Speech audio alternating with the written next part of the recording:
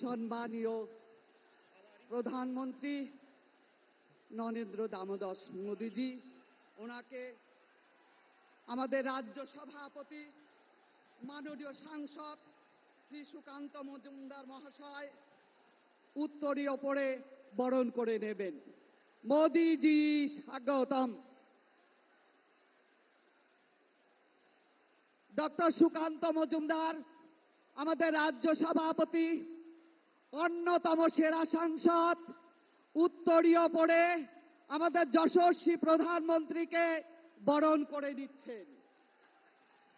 এরপরে আমাদের আলিপুরদুয়ার লোকসভা কেন্দ্রের প্রার্থী মনোজ টিগ্গা মহাশয় উত্তরীয় পরে আমাদের যশস্বী প্রধানমন্ত্রীকে বরণ করে নেবেন। এরপরেই কোচবিহার লোকসভা কেন্দ্রের প্রার্থী বর্তমানে স্বরাষ্ট্র যুব কল্যাণ দপ্তরের প্রতিমন্ত্রী সম্মানীয় নিশীথ প্রামাণিক মহাশয় দেবী দুর্গার প্রতিকৃতি দিয়ে উনি বরণ করে নেবেন।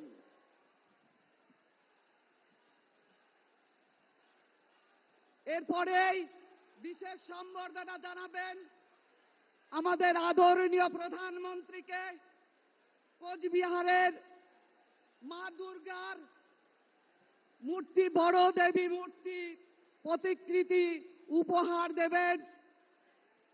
উপহার দিয়ে সম্বর্ধনা জানাবেন কোচবিহার জেলার ভাইস প্রেসিডেন্ট শ্রীমতী দীপা চক্রবর্তী, শিখা বসাক কোচবিহার জেলার ভাইস প্রেসিডেন্ট, মিনতি দাস ঈশ্বর কোচবিহার জেলার জিএস, আলপনা দাস রয় আলিপুরদুয়ার জেলার ভাইস প্রেসিডেন্ট, কবিতা কারকাট্টা আলিপুরদুয়ার ডিস্ট্রিক্ট জিএস। বড়দেবীর মূর্তি দিয়ে যশস্বী প্রধানমন্ত্রীকে সম্বর্ধনা জানাচ্ছেন মোদীজি। জয় শ্রীরাম, জয় শ্রীরাম। মনীষী পঞ্চানন বর্মা লিখিত কবিতা দিয়ে উপহার দেবেন ডাং ধরির মাও কবিতা। এখন উপহার দেবেন পশ্চিমবঙ্গের রাজ্য সাধারণ সম্পাদক দীপক বর্মন, উত্তরবঙ্গের বিখ্যাত বাদ্যযন্ত্র দোতারা তিনি আমাদের যশস্বী প্রধানমন্ত্রীর হাতে তুলে দিচ্ছেন, সম্বর্ধনা জানাচ্ছেন।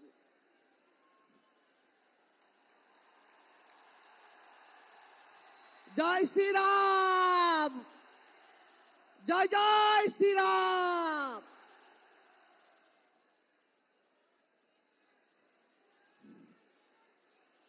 এখন মালা পরিয়ে তাকে সম্বর্ধনা জানাচ্ছেন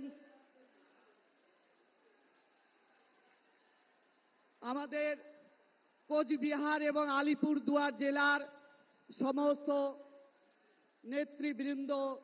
প্রধানমন্ত্রীকে মালা পরিয়ে সম্বর্ধনা জানালেন।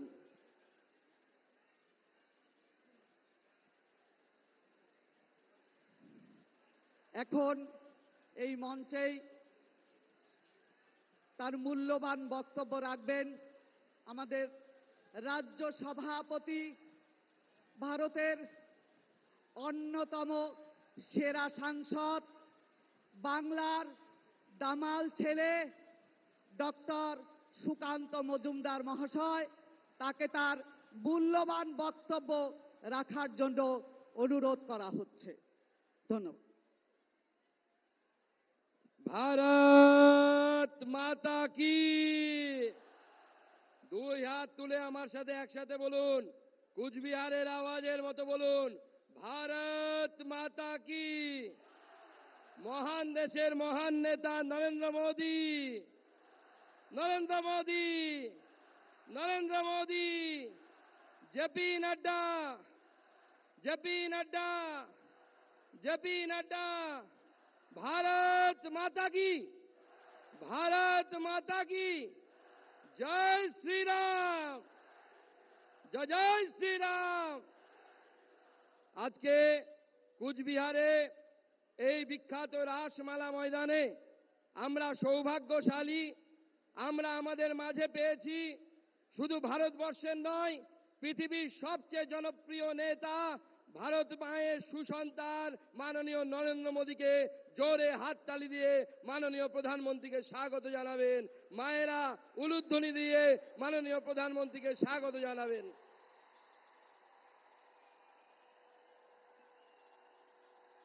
মঞ্চে উপস্থিত মাননীয় মন্ত্রী তথা এখানকার প্রার্থী যিনি হয়েছেন, আমার ভাতৃপ্রতিম কুচবিহারের লড়াকু নেতা, আমাদের বিজেপির সাংসদ মাননীয় নিশীথ প্রামাণিক মহাশয়, উপস্থিত মাননীয় মন্ত্রী জয়ন্ত বাল্লা মহাশয়, উপস্থিত আলিপুরদুয়ারের ক্যান্ডিডেট মনোজ টিগ্গা মহাশয়, আমাদের সকলের শ্রদ্ধেয় অনন্ত মহারাজ মহাশয়, উপস্থিত দীপক বর্মন রাজ্যের সাধারণ সম্পাদক এমএলএ, আমাদের সম্মানীয় জেলা সভাপতি সুকুমার রায়, অন্যান্য বিধায়কগণ এবং উপস্থিত জেলার পদাধিকারীগণ, পদ্মশ্রী শ্রীমতী গীতা রায় বর্মন, সকলকে একবার হাততালি দিয়ে স্বাগত জানাবেন। সকল নেতৃত্ববর্গকে একবার হাততালি দিয়ে স্বাগত জানাবেন।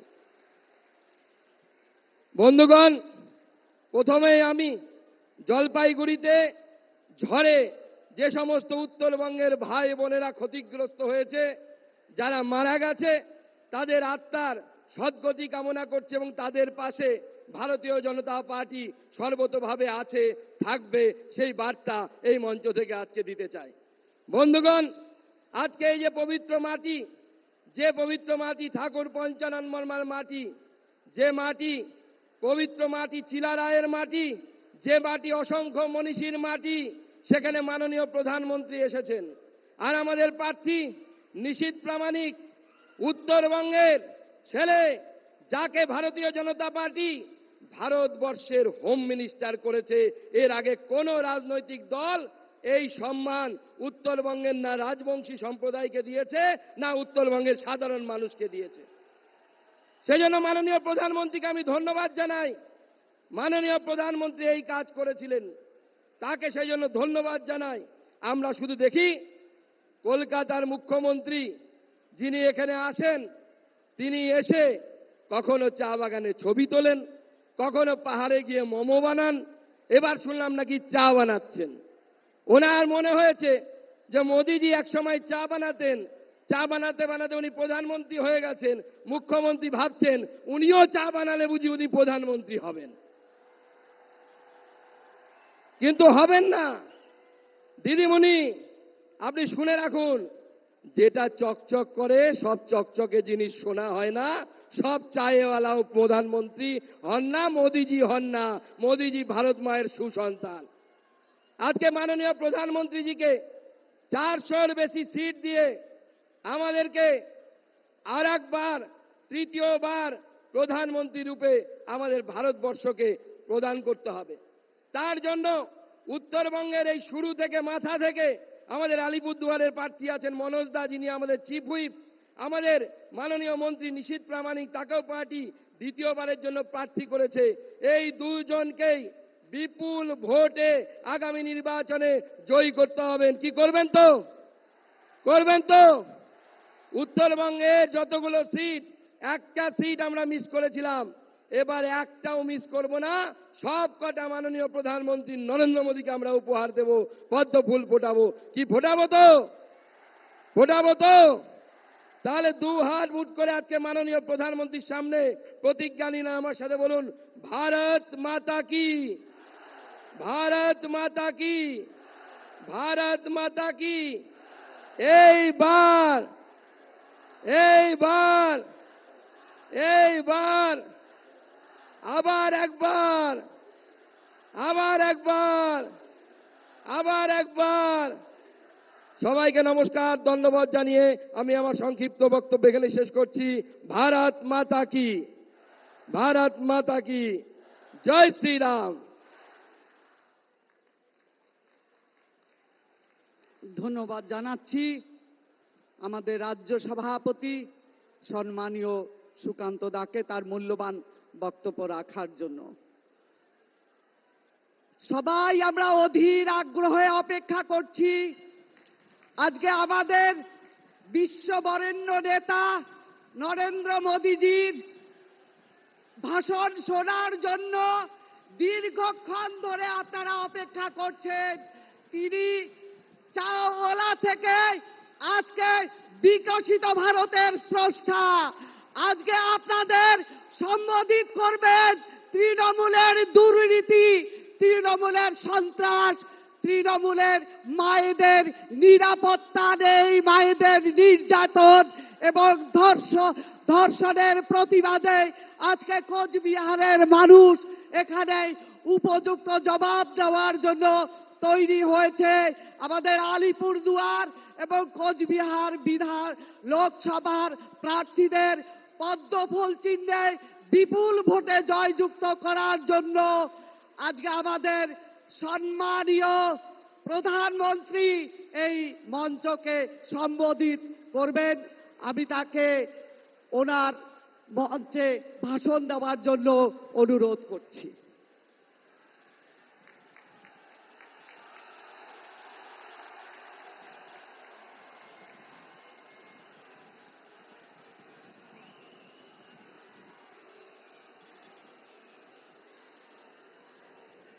नमस्कार।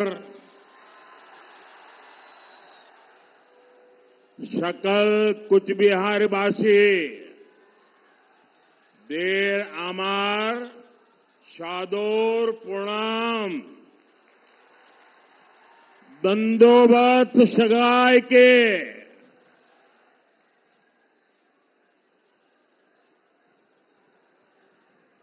मेरे साथ बोलिए भारत माता की, भारत माता की।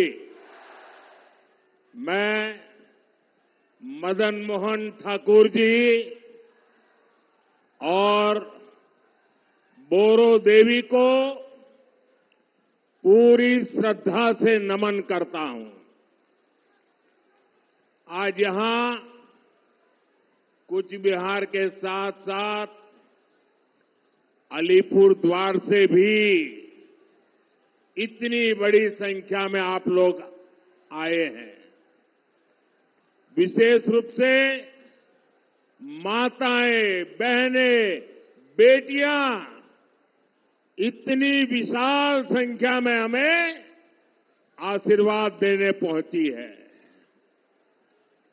आपका यही आशीर्वाद जिसके कारण पूरा देश कह रहा है फिर एक बार, फिर एक बार, फिर एक बार, एक बार आभार, एक बार आभार, एक बार आभार। भाइयों और बहनों, मैं अभी हेलीकॉप्टर से यहां जो बाय रोड आ रहा था, पूरे रास्ते भर ऐसा एक लग रहा था जैसे बड़ा रोड शो हो रहा है। ये आपका प्यार मेरे सर आंखों पर है। आज मैं सबसे पहले बंगाल की मुख्यमंत्री ममता दीदी का आभार व्यक्त करना चाहता हूं,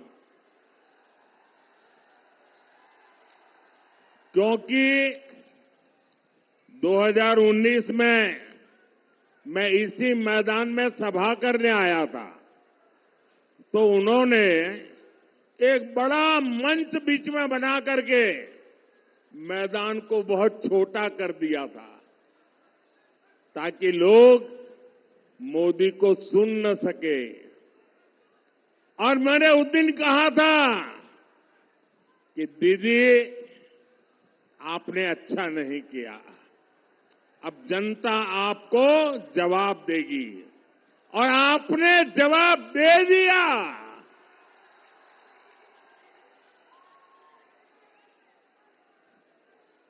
लेकिन आज उन्होंने ऐसा कुछ भी नहीं किया, मैदान खुला रखा, तो मुझे आप सबके दर्शन करने का सौभाग्य मिला।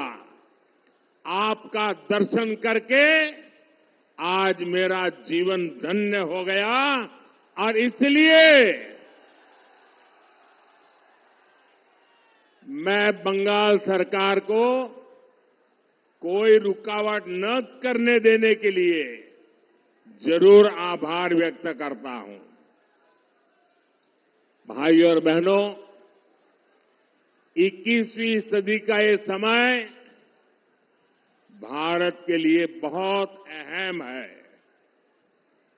ये समय विकसित भारत बनाने का है और जब भारत विकसित होगा तो बंगाल उसका बहुत बड़ा लाभार्थी होगा। बंगाल के मेरे भाई बहन उसके सबसे बड़े लाभार्थी होंगे। ये समय महाराजा नरनारायण, वीर चिल्ला रॉय और ठाकुर पंचानन वर्मा जैसे महान सपूतों के सपनों को पूरा करने का समय है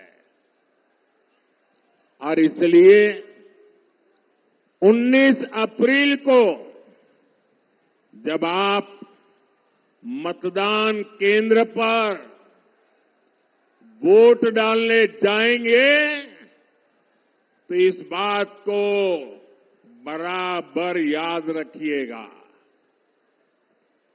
और हम याद रखें, ये देश का चुनाव है, पूरे हिंदुस्तान का चुनाव है। ये देश को दुनिया की तीसरी बड़ी आर्थिक ताकत बनाने का चुनाव है और इसलिए दिल्ली में कोई कमजोर सरकार नहीं बल्कि स्थिर और मजबूत सरकार जरूरी है। आप मुझे बताइए, क्या देश को दुनिया की तीसरी बड़ी आर्थिक शक्ति बनाना चाहिए कि नहीं बनाना चाहिए? बनाना चाहिए कि नहीं बनाना चाहिए? इसके लिए मजबूत सरकार चाहिए कि नहीं चाहिए? मोदी मजबूत सरकार देता है कि नहीं देता है? आगे भी देगा कि नहीं देगा? और इसलिए देश की सरकार बनानी है, मजबूत सरकार बनानी है, काम करने वाली सरकार बनानी है। साथियों, आजादी के बाद हमारे देश में 6-7 दशक तक लोगों ने केंद्र सरकार में सिर्फ और सिर्फ कांग्रेस का मॉडल देखा। अब पहली बार देश ने बीते 10 साल में पूर्ण बहुमत वाली बीजेपी सरकार का मॉडल देखा है। आज दुनिया कहती है कि मोदी मजबूत नेता है। दुनिया कहती है मोदी कड़े और बड़े फैसले लेने वाला नेता है। लेकिन मेरे भाइयों बहनों, मैं तो हाथ जोड़ के यही कहूंगा, बड़ी विनम्रता से कहना चाहता हूं कि मोदी तो भारत की जनता जनार्दन का एक बहुत सामान्य सेवक है। मोदी कड़े और बड़े फैसले लेता है क्योंकि उसे 140 करोड़ भारतीयों के सपने पूरे करने हैं और इसलिए मोदी की गारंटी है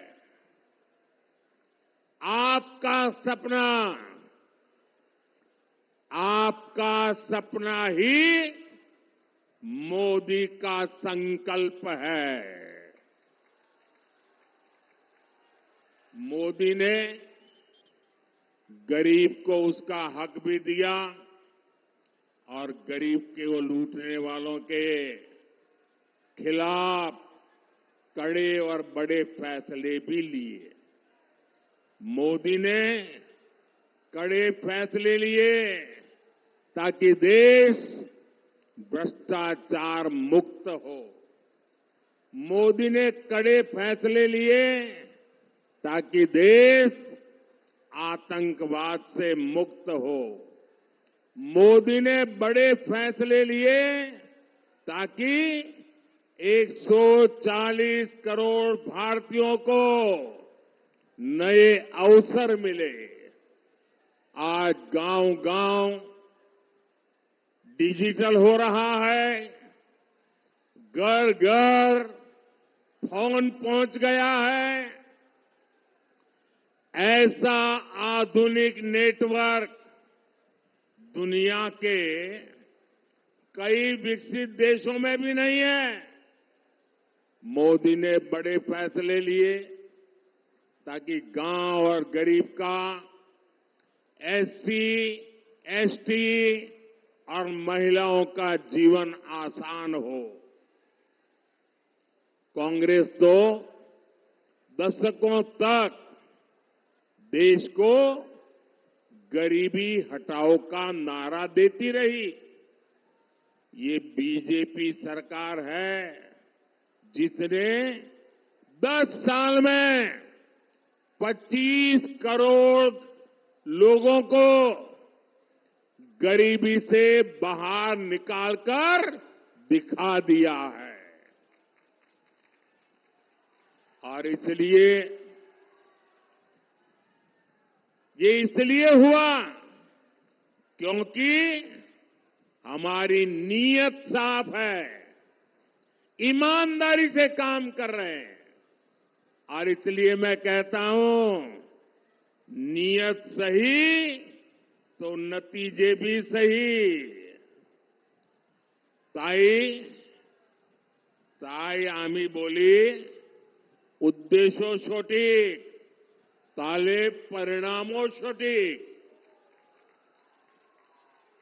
साथियों, मोदी आपके भविष्य की चिंता कर रहा है। आपकी आने वाली पीढ़ियों के सामने ये दशकों पुरानी चुनौतियां हटा रहा है। मोदी की नीयत सही है, इसलिए अनेक दशकों बाद जम्मू कश्मीर को आर्टिकल 370 से मुक्ति मिली है। मोदी की नीयत सही है, तभी दशकों के इंतजार के बाद नारी शक्ति वंदन अधिनियम पास हुआ। महिलाओं और को संसद और विधानसभा में आरक्षण मिला है। मोदी की नीयत सही है, इसलिए 500 साल बाद अयोध्या में भगवान राम का भव्य मंदिर बना है। और इसलिए देश कहता है, जहां दूसरों से उम्मीद खत्म होती है, वहां से मोदी की गारंटी शुरू होती है। पश्चिम बंगाल के करोड़ों परिवारों को मुफ्त राशन मिल रहा है क्योंकि मोदी ने इसकी गारंटी दी थी। यहां बंगाल के करीब 40 लाख गरीबों को पक्का घर मिला है, क्योंकि मोदी ने इसकी गारंटी दी थी। पश्चिम बंगाल के करोड़ों परिवारों को पहली बार टॉयलेट मिला, बिजली मिली, गैस मिला, नल से जल कनेक्शन पहुंचा, क्योंकि ये मोदी की गारंटी थी। यहां बंगाल के किसानों के खातों में हमने पीएम किसान सम्मान निधि के 8,500 करोड़ रुपए सीधे भेजे, क्योंकि ये मोदी की गारंटी थी। और साथियों, 10 साल में जो विकास हुआ, बहुत बड़ी लंबी लिस्ट है। हिंदुस्तान के हर इलाके में हुआ, हिंदुस्तान के हर परिवार तक पहुंचा। बहुत कुछ हुआ है, लेकिन आप याद रखिए, ये जो 10 साल में हुआ है ना, 10 साल में जो विकास हुआ है ना, वो तो सिर्फ ट्रेलर है, ट्रेलर।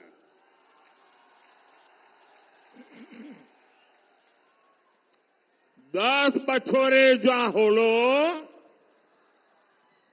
10 बछोरे जा होलो, ओटा ट्रेलर छिलो। अभी तो मुझे बहुत करना है। अभी तो हमें देश को बहुत आगे लेकर जाना है। अभी तो हमें पश्चिम बंगाल को बहुत आगे ले जाना है। मेरे विरोधी कहते हैं मोदी का कोई परिवार नहीं है। अरे मोदी के लिए तो मेरा भारत मेरा परिवार है। मेरा भारत मेरा परिवार है। आप मुझे बताइए, आप भी मेरा परिवार है कि नहीं है? आप भी मेरा परिवार है कि नहीं है? आमार भारत, आमार परिवार। भाई और बहनों, बंगाल के विकास के लिए यहां बीजेपी का मजबूत होना बहुत जरूरी है। बीजेपी ही है जो यहां माताओं बहनों पर होने वाले अत्याचार को रोक सकती है। पूरे बंगाल ने, पूरे देश ने देखा है कि कैसे टीएमसी सरकार ने संदेश खाली के गुनहगारों को बचाने के लिए पूरी ताकत लगा दी। संदेश खाली की महिलाओं के साथ जो हुआ, वो टीएमसी के अत्याचार की पराकाष्ठा थी। अब बीजेपी ने संकल्प लिया है कि वो संदेश खाली के दोषियों को सजा दिलवा कर ही रहेगा। उन्हें जिंदगी जेल में ही काटनी पड़ेगी। इसलिए यहां हर बूथ पर कमल छाप पर वोट पड़ना जरूरी है। साथियों, नारी सशक्तिकरण ये बीजेपी की प्राथमिकता है। यहां पश्चिम बंगाल के गांव-गांव में लाखों बहनें सहायता समूहों से जुड़ी है। अब मोदी ने 3 करोड़ बहनों को, मेरी माताएं बहनें सुनिए, मोदी ने गारंटी दी है 3 करोड़ बहनों को लखपति दीदी बनाने की मेरी गारंटी है। मैं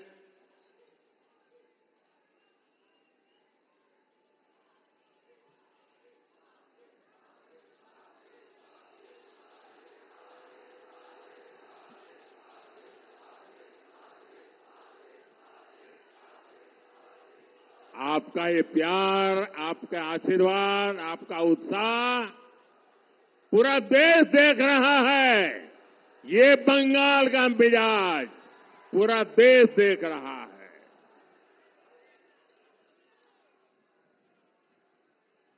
3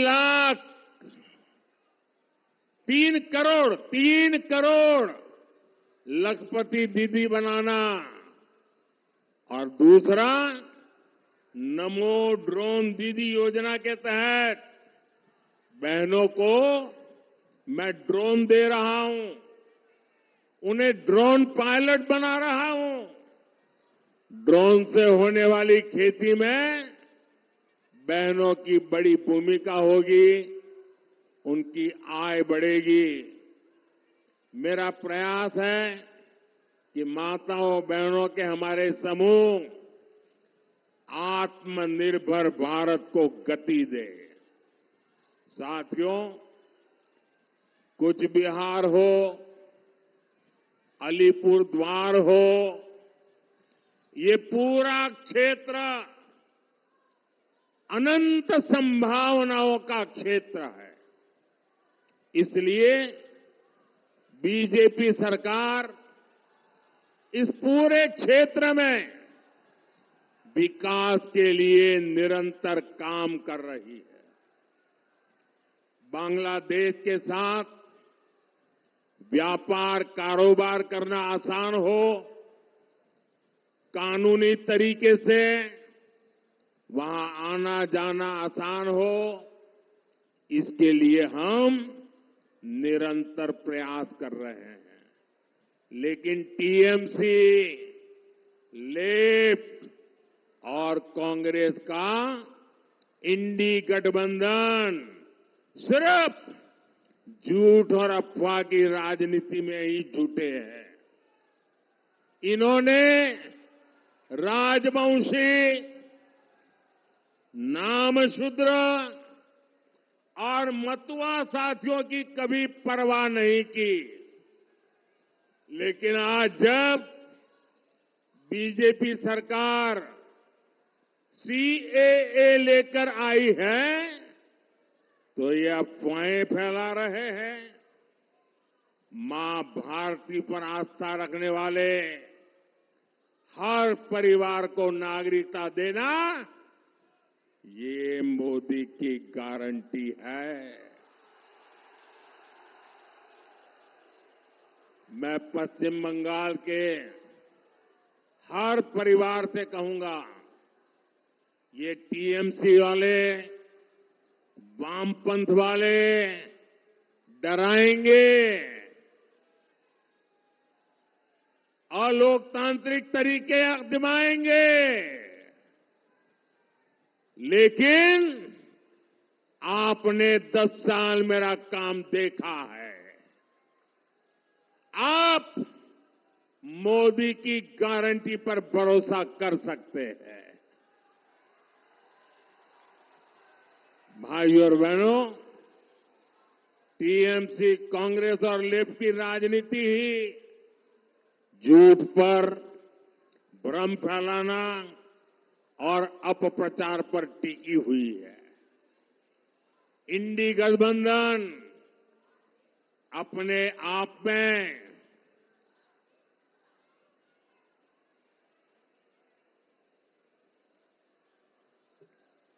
झूठ और भ्रम का प्रत्यक्ष उदाहरण है। यहां टीएमसी, लेफ्ट और कांग्रेस वाले आपस में लड़ाई करते दिखते हैं, लेकिन दिल्ली में सारे एक साथ रहते हैं, एक ही थाली में खाते हैं।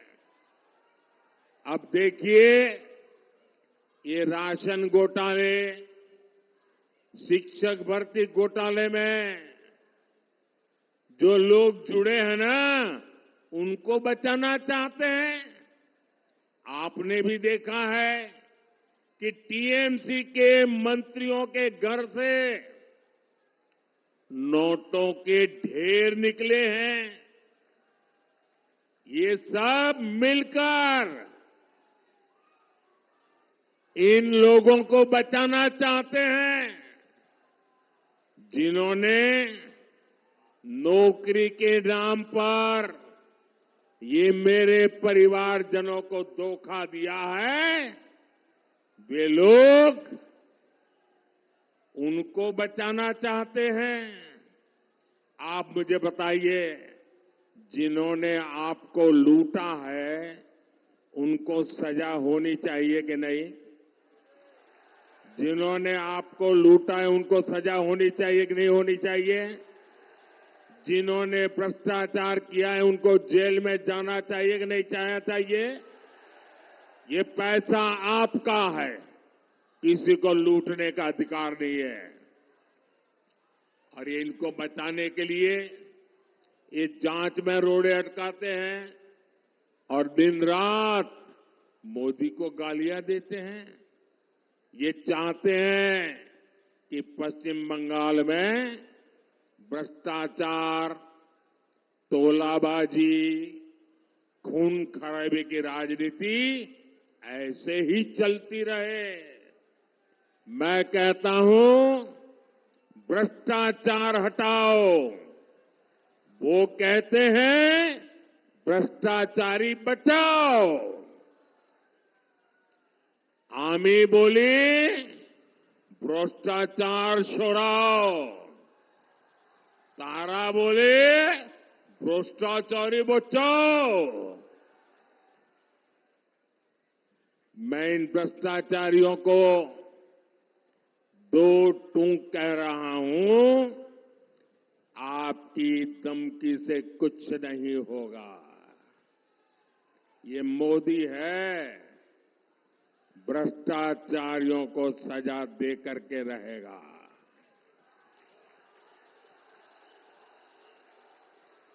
और बंगाल के मेरे भाइयों बहनों, आने वाले 5 वर्षों में भ्रष्टाचारियों पर और कड़ी कार्रवाई होगी। भाइयों और बहनों, इन चुनावों में टीएमसी को कड़ा संदेश देना बहुत जरूरी है। मैं बंगाल की जनता के लिए जो भी योजनाएं लाता हूं, यहां की सरकार उसे यहां लागू ही नहीं होने देती। टीएमसी ने आयुष्मान भारत योजना को रोका है। अभी आयुष्मान योजना ऐसी है कि मान लीजिए आप किसी कारण से मुंबई गए और वहां बीमार हो गए, अगर आयुष्मान कार्ड होगा ना, तो मुंबई में भी आपकी मुफ्त में इलाज होगा। आप चेन्नई गए और कुछ हो गया तो वहां भी आपका इलाज होगा। लेकिन वो काम ये टीएमसी सरकार करने नहीं देती है। यहां अगर ये योजना होती तो दूसरे राज्यों में इलाज के लिए जो मरीज जाते हैं उनको भी 5 लाख रुपए तक का मुफ्त इलाज मिलता। बीजेपी सरकार की पहचान मेडिकल कॉलेज और एम्स बनाने वाली सरकार की है। हम देश के हर जिले में कम से कम एक मेडिकल कॉलेज बनाने पर बल दे रहे हैं। लेकिन टीएमसी सरकार ये भी करने नहीं देती। पूरे देश में गांव की सड़क, नेशनल हाईवे, आधुनिक रेलवे, एयरपोर्ट, हर क्षेत्र में अभूतपूर्व काम हुआ है। लेकिन पश्चिम बंगाल को रिकॉर्ड पैसा देने के बावजूद टीएमसी सरकार की रोकटोक से प्रोजेक्ट समय पर पूरे नहीं हो पाते।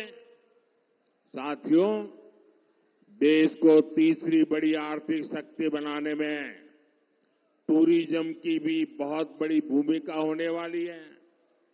ये क्षेत्र टूरिज्म का बहुत बड़ा केंद्र बनने जा रहा है। देश आज स्पोर्ट्स की नई क्रांति की तरफ बढ़ रहा है। इसमें भी क्षेत्र की बड़ी भूमिका मैं देख रहा हूं। बीजेपी ही है जो राजवंशी परंपरा को, भाषा, संस्कृति को, अपने महापुरुषों को सम्मान दे सकती है। बीजेपी ही है जो चाय बागानों में काम करने वालों के कल्याण के लिए काम कर सकती है। इसलिए 19 अप्रैल को भारी संख्या में मतदान करना है। कूच बिहार में श्री निशित प्रामाणिक जी और अलीपुर द्वार में श्री मनोज तिग्गा जी को भी भारी मतों से विजयी बनाना है। हमारे निशित जी ने लगातार बंगाल की आवाज उठाई है। आपको उन्हें फिर से रिकॉर्ड मतों से जिताकर लोकसभा भेजना है। और मैं आपसे 2 बातें करना चाहता हूं। गर्मी बहुत होगी, कितनी ही गर्मी क्यों न हो, सूरज निकलते ही तुरंत मतदान के लिए चल पड़े। सुबह सुबह ही मतदान कर दें। और दूसरा, ये टीएमसी के गुंडे आपको वोट देने से रोकते हैं। पूरी हिम्मत के साथ खड़े हो जाइए।